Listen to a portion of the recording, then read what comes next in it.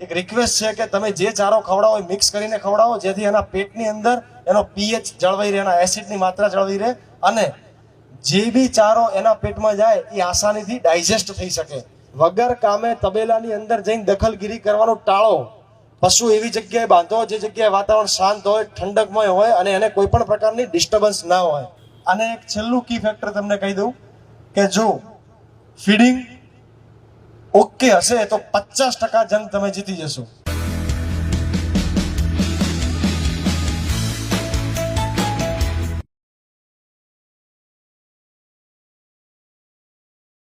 જે પશુપાલકોને પશુપાલન ચાલુ છે અને જે પશુપાલકો નવા પશુપાલન કરવા માંગે છે, એ બંનેને આ વસ્તુ આંખ અને કાન અને મગજ આ ત્રણેય વસ્તુ ખુલ્લું રાખીને સાંભળજો. મનીષભાઈ સાહેબને, રામસુખભાઈ સાહેબને, મયુરભાઈ, ડૉક્ટર મયુરભાઈ ચૌધરી જેવા મહાનુભાવ બેઠા હોય ને જો હું પશુપાલન રિલેટેડ કોઈ નોલેજની વાત કરું તો એમને મારી ગુસ્તાખી કહેવાય. પણ જે સત્ય સાહેબ ચાવીરૂપ 2-3 મુદ્દા જે છે, જે પ્રાઇમરી નીડ છે, જે પ્રાથમિક જરૂરિયાત છે દરેક પશુપાલકની, એના વગર શક્ય જ નથી તમે વ્યવસ્થિત પશુપાલન કરી શકો. તો એ પ્રાઇમરી નીડની અંદર એક પહેલી કહેવત સાહેબ, પંજાબમાં હું 6 મહિના સાહેબ ત્યાં પંજાબ રહીને આવ્યો ટ્રેનિંગમાં, ત્યાં એક કહેવત છે કે ફીડ દૂધ નહીં દેતી, બ્રીડ દૂધ દેતી. એટલે તમે હોનું ખવડાવશો તો એની જેટલી કેપેસિટી હશે એટલું જ એ દૂધ આલવાની છે. એટલે તમારું મેન કામ છે પહેલા તો બ્રીડ. કુવામાં હોય તો અવાડામાં આવે, કુવામાં જ ના હોય તો અવાડામાં આવે. બ્રીડ એટલે શું? ઓલાદ. જો તમારી પાસે સારી ઓલાદની એચએફ ગાય કે ભેંસ હશે તો એ તમને ભરપૂર દૂધ, જેટલું ઇનપુટ લેશે એટલું આઉટપુટ આપશે. એ તો સીધી ને સિમ્પલ વાત છે, મોરના એડા ચિતરવો પડે નહીં. પછી તમે મિક્સ બ્રીડ લઈને બેઠા હો, ટકનું તમને 12 લીટર હાલતી હોય, પછી એની પીક કહેવાય. હવે મિક્સ બ્રીડમાં તમને 12-14 લીટર ઉપર મિક્સ બ્રીડ ગાયમાં ના આપે તમને, અને તમારે સારામાં સારું દૂધ જોઈતું હોય તો બ્રીડ તૈયાર કરવી પડે. બ્રીડ તૈયાર થતા 4 થી 5 વર્ષ મિનિમમ લાગે. મારી પાસે અત્યારે મિક્સ બ્રીડની એચએફ ગાય હોય, હું એમ કહું કે મેં એની અંદર 100% એચએફનો ડોઝ મેળવ્યો, જે રેડલી આવી એ પ્યોર એચએફ આવી, તો એ ખોટી વસ્તુ છે. વેતર બદલાતા કમ્પ્લીટ 4 થી 5 વર્ષ થાય ત્યાર તમારી જોડે 5-6 વર્ષે થઈ જાય સાહેબ અમુક કેસની અંદર. ત્યાર તમારી પાસે જે જનરેશન F1, F2, F3 ને F4 ચોથી જનરેશને જાઓ ત્યારે તમને જે બ્રીડ છે પ્યોર બ્રીડ મળે, 5મી જનરેશન મેક્સ. બીજી વાત આવશે, તમારું પશુ સ્વસ્થ છે કે નહીં એ વગર ડોક્ટરે તમે જાણી શકશો. તમારા પશુના શરીરનો જે બહારનો ભાગ છે એ તો તમે જોઈ શકો છો, પણ એની અંદરનો ભાગ તમે જોઈ શકતા નથી.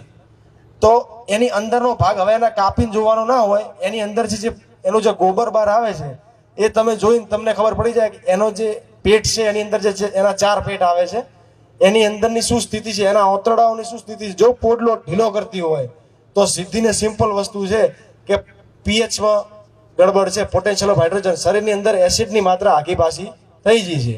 જો પોડલો એનો જે ગોબર છે એ ટાઈટ કરતી હોય તો એનો સીધો મતલબ છે કે એને કાં તો પાણીની ઉણપ છે અથવા લીલો ચારો મળતો નથી. આ 2 કેસની અંદર દૂધે કપાઈ જશે ને ફેટે કપાઈ જશે.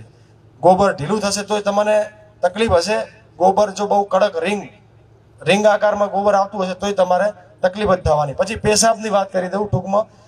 પેશાબનો રંગ આછો પીળો હોય તો ચાલે અને સફેદ હોય તો, સફેદ એટલે રંગવિહીન હોય તો ચાલે.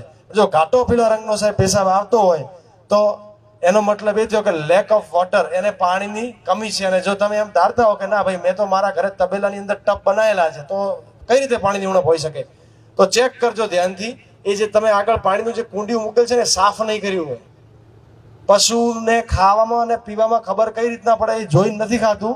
એને પરમાત્માએ ઘાણેન્દ્રિયો આપી છે, સૂંઘવાની ક્ષમતા દરેક પ્રાણી કરતાં વધારે એમની છે. તો એ સૂંઘીને ખાવા ને પીવાવાળું પશુ છે. તો જો પાણીમાંથી વાસ આવતી હશે તો પશુ પાણી પીશે નહીં. 1 લીટર દૂધ બનાવવા માટે 4.5 લીટર પાણી જોઈએ, એ પ્રમાણે કેલ્ક્યુલેશન મારી લો. એક મેચ્યોર પશુ હોય 3 વેતર 20 કિલો પશુ, એને એક દિવસ દરમિયાન 80 થી 90 લીટર પાણીની જરૂર પડે. 24 કલાકની અંદર 80 થી 90 લીટર પાણી. મેચ્યોર એટલે 3 વેતર 20 કિલો પશુ, જેની મિલ્કિંગ કેપેસિટી એક ટાઈમની 15 લીટર કે 20 લીટર આજુબાજુની હોય તો એને 70-80-90 લીટરની એની નીડ હોય એક દિવસની. તો તમારે પશુપાલન કરવું હોય તો કી ફેક્ટર છે. પછી દર 3 મહિને deworming should be done at every 90 days. દર 3 મહિને તમારે એને કૃમિની દવા કરવી. આપણે જે કૃમિ એટલે ચરમિયા કહીએ ને સાહેબ, તો કૃમિની દવા ફરજિયાત 90 દિવસે આપી દેવી. અને નાના બચ્ચાને જન્મે એના 1 મહિનાની અંદર એને પણ તમે ડીવોર્મિંગ કરાવી નાખવું. પછી એનું બીજું જો કોઈ ફેક્ટર હોય તો અત્યારે ફેટનો પ્રશ્ન સાહેબ ડેરીઓમાં બહુ જ અત્યારે હાલ વિકરાળ રમસિંહભાઈ સ્વરૂપ ધારણ કર્યું. ફેટ નથી આવતા. એસએનએફ ને ફેટ, એસએનએફ એટલે સોલિડ નેચરલ ફેટ અને ફેટ એટલે ચરબી. ભેંસના દૂધની અંદર 84% પાણી હોય અને ગાયના દૂધમાં 87% પાણી હોય. મારું નામ ના હતું, ગૂગલ કરીને ચેક કરી લેજો. હવે જે બાકીનું 15% છે એમાં ફેટ આવી ગયું, એસએનએફ આવી ગયા, પ્રોટીન આવી ગયું, ટોટલ બેક્ટેરિયા બધું આવી ગયું. હવે ફેટ વધારવા અને એસએનએફ વધારવાની સિમ્પલ ટ્રીક તમને અહીંથી આપી દઉં. તમે જે ચારો ખવડાવતા હો, એક રિક્વેસ્ટ છે કે એને મિક્સ કરીને ખવડાવજો, લીલો અને સૂકો. બીજું, દિવસ દરમિયાન અલગ 5 થી 7 નિયારો ના કરશો. બરોબર એ પશુ વાગોળવા બેસે અને તમે જઈને વરે એક ભારો નાખો એટલે એનું વાગોળવાનું બંધ થઈ ગયું અને એ આગળ જતું રહે. વળે પાછો નવો ચારો તમે નાખો, વળે એ વાગોળવાનું ચાલુ કરે અને વળે તમે બીજો ચારો એને ખવડાવી દો. એટલે ઇન શોર્ટ તમે જે ખવડાવરા એનું પૂરેપૂરું તમને આઉટપુટ મળતું નથી. ના જ મળે, કેમ કે એને વાગોળવાનો સમય જ નથી મળતો. 24 કલાક દરમિયાન 16 થી 18 કલાક પશુના આરામનો સમય હોય અને 6 થી 8 કલાક સ્ટેન્ડિંગ ટાઈમ હોય, ઊભું રહેવાનો સમય હોય. એની અંદર 8 થી 12 કલાક સુધી, રાઉન્ડ ફિગર 8, 10 કે 12 કલાક સુધી પશુ વાગોળતું હોય. રાત્રે વાગોળે, દિવસે વાગોળે. એ બધું કેલ્ક્યુલેશન તમારે કરવું પડે. વાગોળવાનો સમય ઓછો થઈ જશે તો ફેટ કપાઈ જશે. વાગોળવાનો સમય વધારવાનો સિમ્પલ ટ્રીક આપી દઉં તમને. તમે જે ચારો ખવડાવો છો એને કટિંગ કરીને ખવડાવો તો એને ચાવવામાં તકલીફ નહીં પડે. એટલી મહેનત એ વાગોળવામાં કરશે. એને કહેવાય ફાઇન ચાફ લેન્થ. એની જે ચાફ જે છે એની લેન્થ જે છે એ સારી, બસ 1 આંગળીથી વધારે ના હોય જોઈએ. અત્યારે ચાફ કટરમાં ડેરી સબસિડી પણ સાહેબ આપે છે. સારામાં સારું ચાફ કટર તમને મળી જાય છે. એના વગર તમને કદી આ પ્રશ્નનું સોલ્યુશન આવવાનું નથી. ને દિવસની અંદર મેક્સિમમ 2 થી 3 નિયારો કરો. સવારે ગમણ ભર નાખો, સાંજે ભર નાખો મેક્સિમમ. એનાથી વધારે નિયારો કરશો તો બધું પોડલામાં જ આવવાનું છે. અને તમે જે 1-2 વીઘામાં 4 વીઘામાં જે લીલો કે સૂકો ચારો કરો છો એની ગણતરી મારશો તો પછી છેલ્લે તમને કોઈ પ્રોફિટ નહીં થાય. એટલે એક રિક્વેસ્ટ છે કે તમે જે ચારો ખવડાવો એ મિક્સ કરીને ખવડાવો, જેથી એના પેટની અંદર એનો પીએચ જળવાઈ રહે, એના એસિડની માત્રા જળવાઈ રહે અને જે બી ચારો એના પેટમાં જાય એ આસાનીથી ડાયજેસ્ટ થઈ શકે. કેમ કે પેટની અંદર દાંત ના હોય. દાંત તો ભગવાને મોઢામાં જ આપેલા હોય અને એને વાગોળવાનો સમય વધુમાં વધુ આપી શકાય. અને બીજી એક વાત, તમે તબેલો બનાવો, જો પાકો બનાવો તો પછી તમારે ત્યાં આગળ મેટમાં તમને ખબર પડતી હશે લગભગ બધાને, ગાય અને ભેંસને બેસવા માટેની મેટ આવે. ગાડલું આપણે દેશી ભાષામાં કહો 2000 રૂપિયા લગભગ. સારામાં સારી ક્વોલિટીનું સાહેબ 2100-2200 મેક્સ. ડેરીમાંથી 2080 રૂપિયા મળે જ છે. બરોબર. જો પાકું તળિયું હોય તો ફરજિયાતપણે મેટ રાખજો, નહીતર એના પગ ઉપર જોવું હોય જોઈ લેજો.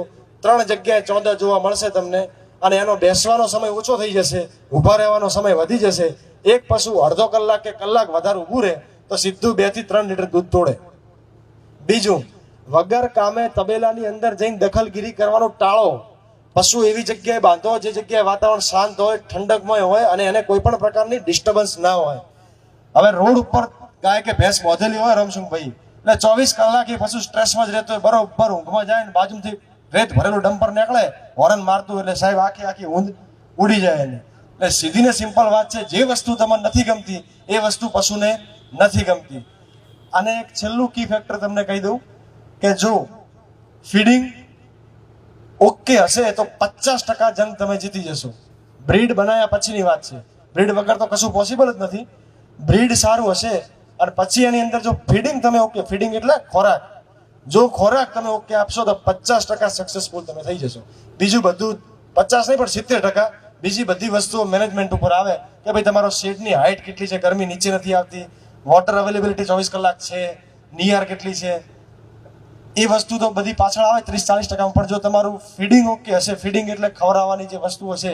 બાકી માર્કેટમાંથી સાહેબે વાત કરી હતી, હું એનો સખત વિરોધી છું અને એમને સાથ આપું છું કે જે સસ્તા ભેડા આવે છે કે ભાઈ, અને આપણે પાછા જઈને કહીએ સાહેબ વધારે ફૂલાઈ આપજો, વધારે જે પાણી પીવે ને એ ભેડો મને આલો.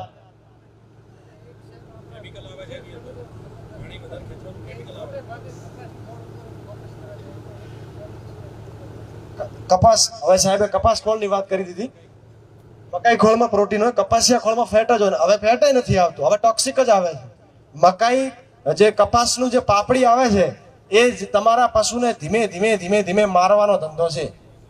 સ્લો પોઈઝન છે. તમારે જોવું હોય જોઈ લો, તમારે ઘરે જે ગાય કે જે ભેંસ રિપીટ થાય ઉઠલા મારે છે વારંવાર. કોઈ પણ પશુ આહાર તમે પશુને ખવડાવતા હો તો મિનિમમ એની અંદર 20 થી 22% પ્રોટીન હોવું જોઈએ. 5 થી 6 અથવા 6.5% મેક્સ ફેટ હોવું જોઈએ. ફેટ એટલે ચરબી. અને એના સિવાય જે ફાઈબરનો જે છે એ 8 થી 10% એની અંદર ફાઈબર એટલે રેસા, ફેટ એટલે ચરબી ને પ્રોટીન એટલે તાકાત.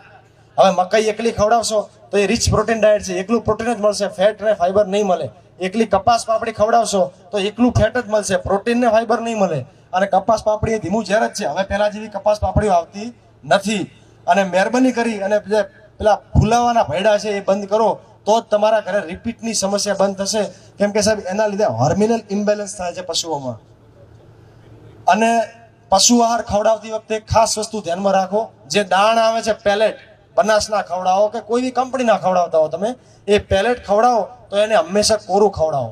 બીજું, ઘરનું અનાજ ખવડાવતા હો, ઘઉં છે, બાજરી છે, જુવાર છે, મકાઈ, જે ઘરની તમે વસ્તુ, તો એને તમે બાફડાની અંદર બાફીને ખવડાવજો. જો નહીં કરો તો એ ખાશે ને એની અંદર 30% જે અંદરથી એક્સેસ કરી શકશે, બાકીનું 70% બહાર આવશે.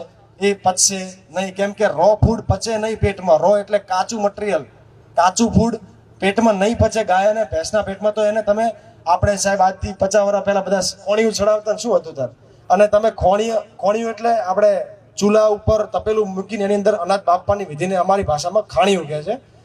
ખાણિયું પકવશો તો શું થશે, એની અંદર જેટલા બી હાર્મફુલ બેક્ટેરિયા, જેટલા બી એવા બેક્ટેરિયા અથવા જેવા ઇન્સેક્ટ કે કોઈ બી વસ્તુ, કેમ કે દવા છોટવામાં આવી હોય, ઇન્સેક્ટિસાઇડ હોય, પેસ્ટિસાઇડ હોય, હર્બિસાઇડ હોય, લાર્વિસાઇડ, ઘણા પ્રકારની ઘઉં, બાજરી, અત્યારે તો હજારો દવાઓ થઈ ગઈ.